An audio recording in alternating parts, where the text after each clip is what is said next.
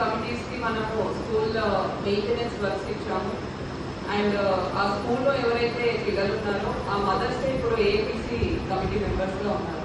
So ఆ APC committee members ద్వారా మహిళలు ఎవరైతే ఆ గ్రామంలో ఉన్నారో వాళ్ళందరికీ కూడా వాళ్ళ పిల్లల్ని ఖచ్చితంగా అక్కడున్న ప్రభుత్వ పాఠశాలకి పంపించే విధంగా చెప్పాల్సి ఉంటుంది.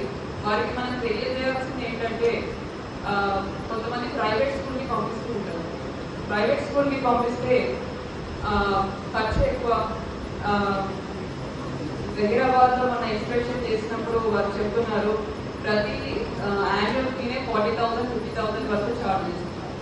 మరి ఇంత ఎక్స్ట్రా ఖర్చు చేయాల్సి ఉంటుంది. ప్లస్ వేరే దూరం ప్రైవేట్ స్కూల్ అంటే ఇంకా వేరే చోట బస్సులోనూ ఆటోలోనూ పంపించాల్సి ఉంటుంది.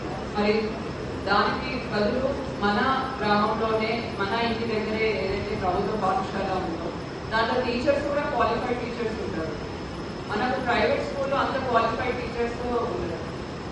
మరి ఇంత మంచి ఫెసిలిటీ ఉన్నప్పుడు ప్లస్ ఈసారి మనం స్పెషల్గా స్కూల్లో ఉన్న రిపేర్ వర్క్స్ అన్ని కూడా కంప్లీట్ చేస్తున్నాం. మొత్తం మన జిల్లాలో 20 కోట్ల పైన పనులు మనం ఇప్పుడు శాంక్షన్ ఇచ్చాము.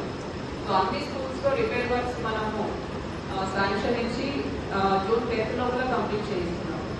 కాబట్టి మీరు పేరెంట్స్ అందరికీ కూడా చెప్పాల్సింది మంచి ఇన్ఫ్రాస్ట్రక్చర్ ఇస్తున్నాము, మంచి క్వాలిఫైడ్ టీచర్స్ ఉన్నారు. మరి ఇవన్నీ పెట్టుకొని మీరు ఇంత ఖర్చు చేసి మీకు ఫైనాన్షియల్గా ఇబ్బంది ఉంటుంది. ప్లస్ పిల్లలకి కూడా ఇబ్బంది, ఎందుకంటే బస్సులలో ఆటోలో అయితే దూరం పోవాల్సి ఉంటుంది.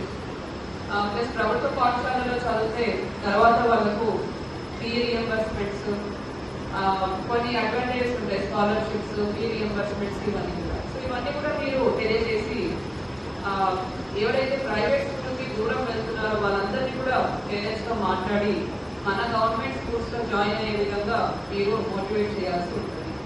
ముఖ్యంగా ఎవరైతే ఏపీఎంసీసీస్ ఉన్నారో మీ వివోస్తో ఈ మీటింగ్స్ ఏర్పాటు చేసి గడిబడ్డ కార్యక్రమంలో అందరూ కూడా మన ప్రభుత్వ పాఠశాలలో జాయిన్ అయ్యే విధంగా మీరు చేయాల్సి ఉంటుంది.